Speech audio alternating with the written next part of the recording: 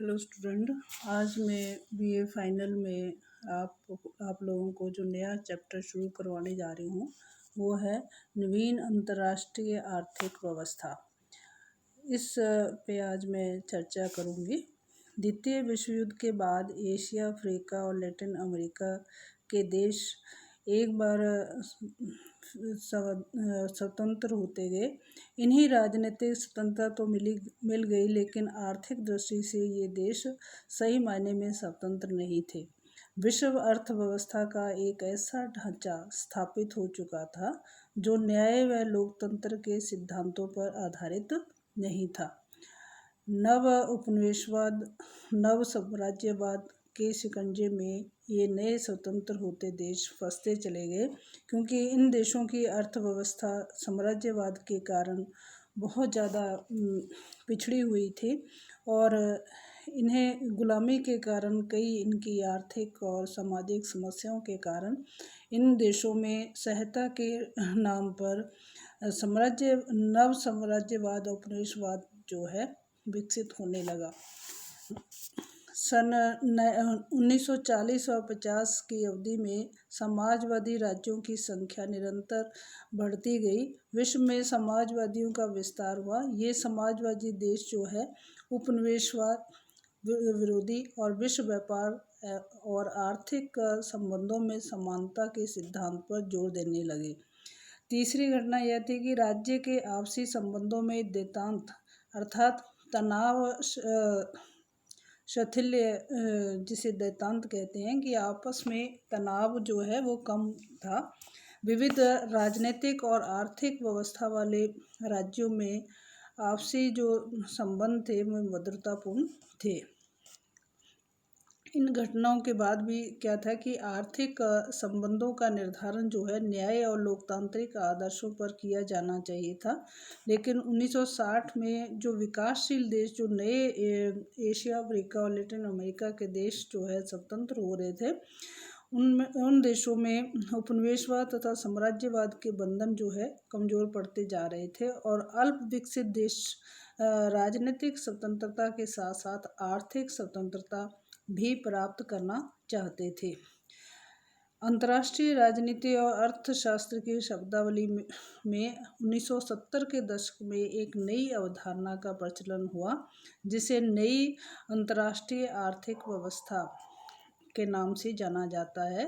संयुक्त राष्ट्र संघ के दस्तावेजों और अन्य प्रमुख अंतर्राष्ट्रीय दस्तावेजों में इस अवधारणा का बराबर प्रयोग किया जाता है। नई अंतर्राष्ट्रीय आर्थिक व्यवस्था से अर्थ है कि विकासशील देशों के मन में इस बात के का प्रयास था कि उनका आर्थिक विकास पूंजीवादी देशों की स्वेच्छा पर निर्भर न रहे। बहुराष्ट्रीय निगम उन्हें कच्चा माल उत्पन्न करने वाले उपनिवेश न माने। विश्व आर्थिक व्यवस्था का संचालन एक दूसरे की संप्रभुता का अनादर करके न करे। हस्तक्षेप तथा कच्चे माल पर उत्पादक राष्ट्र का पूर्ण अधिकार हो आदि सिद्धांतों पर ये नई अर्थव्यवस्था जो है शुरू की गई। ये सिद्धांत विकासशील राष्ट्रों के राष्ट्रीय हितों के अनुकूल हैं। विश्व के आधे से अधिक कच्चे माल पर इनका क्षेत्राधिकार है। आर्थिक स्वाधीनता के स्थापना के लिए तीसरी दुनिया के राष्ट्रों ने नवीन अंतर्राष्ट्रीय आर्थिक व्यवस्था के निर्माण की मांग की। विकासशील देशों को नई अंतर्राष्ट्रीय आर्थिक व्यवस्था के निर्माण की काफ़ी आशाएं थी। वर्तमान में विश्व आर्थिक व्यवस्था का पुनः निर्धारण उनके हितों के अनुकूल होने की संभावना है। नवीन अंतर्राष्ट्रीय आर्थिक व्यवस्था के जो सिद्धांत हैं वो इस प्रकार हैं कि खनिज पदार्थों और समस्त प्रकार की आर्थिक क्रियाकलाप जो हैं, आर्थिक जो समस्याएं हैं, जो कार्यक्रम हैं, नीतियां हैं, उन पर किसी राष्ट्र की संप्रभुता की स्थापना करना। दूसरा जो सिद्धांत था वो था कच्चे माल की कीमतों को घटाने बढ़ाने की प्रवृत्ति का विरोध तथा कच्चे माल और तैयार माल की कीमतों में ज़्यादा अंतर नहीं होना चाहिए। अर्थात कच्चा माल जो था वो विकासशील देशों में था और उस कच्चे माल के जो निर्यात जो है विकसित देशों में टेक्नोलॉजी के आधार पर तैयार करके माल जो है बेचा जाता था, जिससे कि उनकी कीमतों में कच्चे माल और जो टेक्नोलॉजी के आधार पर जो माल तैयार होता था उनमें ज़्यादा अंतर जो है कीमतों में न हो। अगला जो सिद्धांत था वो था विकसित देशों के साथ व्यापार की वरीयता का विस्तार हो। अर्थात विकसित देशों के साथ जो व्यापार जो है वो कच्चे माल के जो क्षेत्राधिकार वाले जो विकासशील देश हैं वो अपना समझौते के तहत जो है अपने व्यापार को आपसी सहमति के द्वारा निश्चित करें। अगला सिद्धांत था विश्व मुद्रा व्यवस्था में सामान्यीकरण, कि जो कच्चे माल के विकासशील देश जो हैं वो अपने व्यापार की जो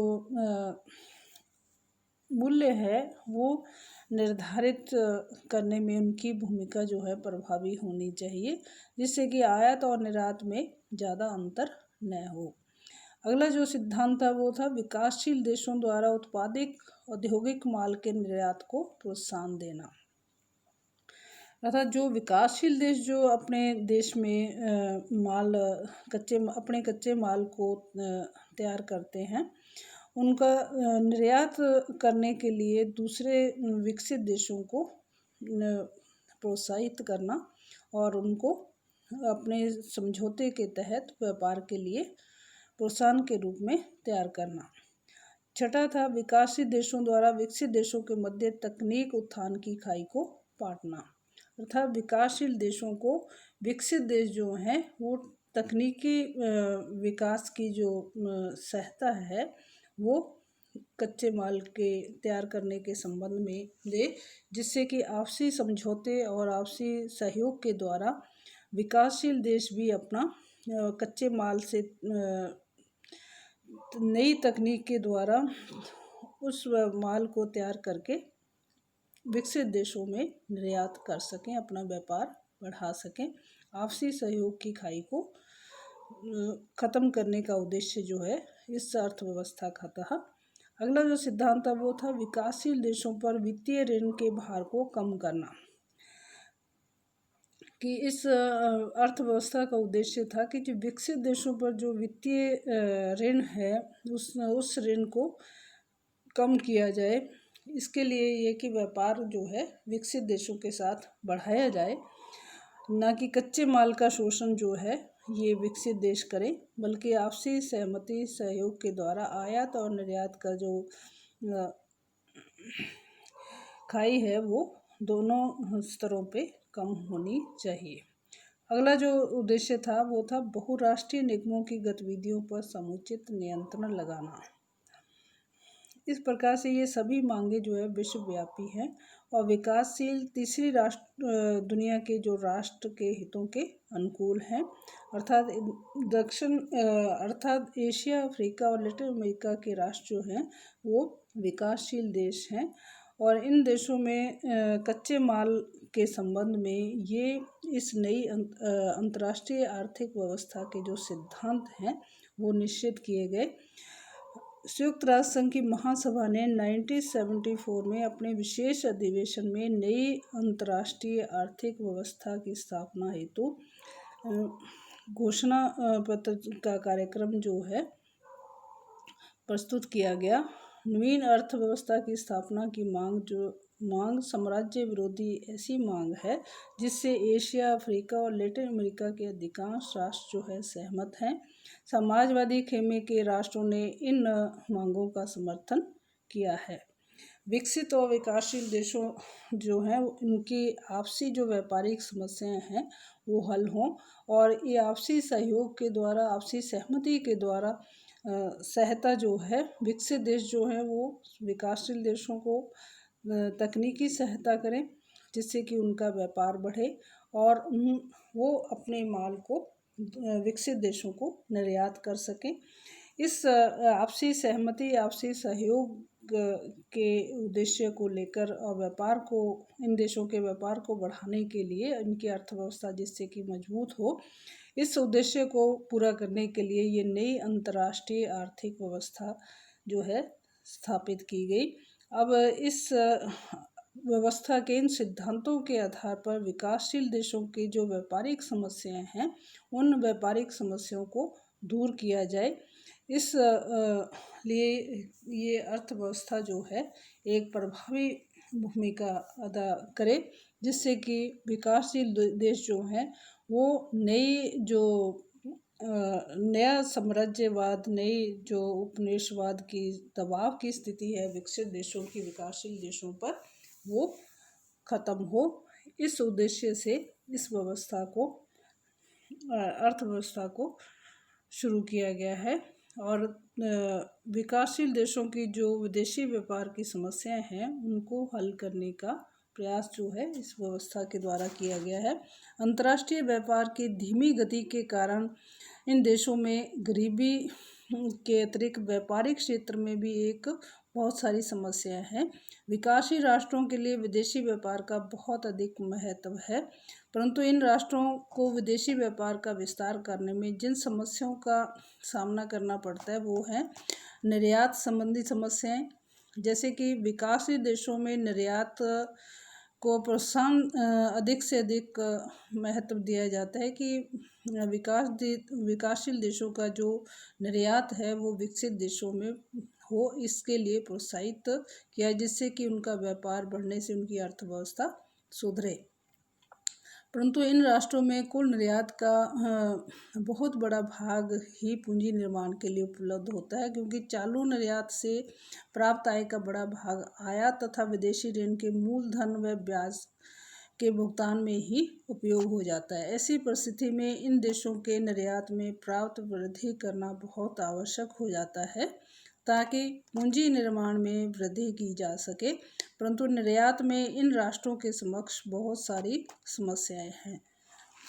जैसे आय के अनुरूप निर्यात में वृद्धि नहीं है। विकासशील देशों की आय में वृद्धि होने के साथ साथ मशीनें, प्लांट, पूंजीगत सामान तथा विलासिता की वस्तुओं की मांग जो है बढ़ती है, जबकि विकसित राष्ट्रों में खाद्यान्न व कच्चे माल का ही आयात किया जाता है।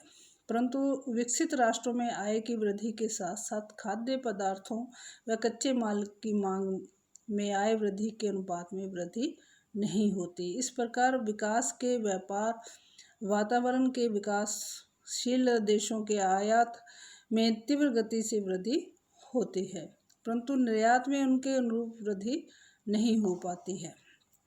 विकासशील राष्ट्रों का विदेशी व्यापार जो है वो परिवर्तनों से भी प्रभावित होता है। औद्योगिक अर्थव्यवस्था वाले देशों पर कोई विशेष प्रभाव नहीं पड़ता। इसका कारण है कि विकासशील राष्ट्रों की अर्थव्यवस्था निर्यात पर अधिक केंद्रित होती है। उनकी कुल आय का बहुत बड़ा भाग जो है निर्यात से ही प्राप्त होता है। साथ ही विकासशील राष्ट्रों के निर्यात का केंद्रीकरण कुछ विकसित राष्ट्रों में ही होता है। इन देशों के निर्यात की प्रवृत्ति ऐसी है कि इनके निर्यात में सम्मिलित होने वाली वस्तुओं की संख्या बहुत कम और निश्चित होती है। इस प्रकार से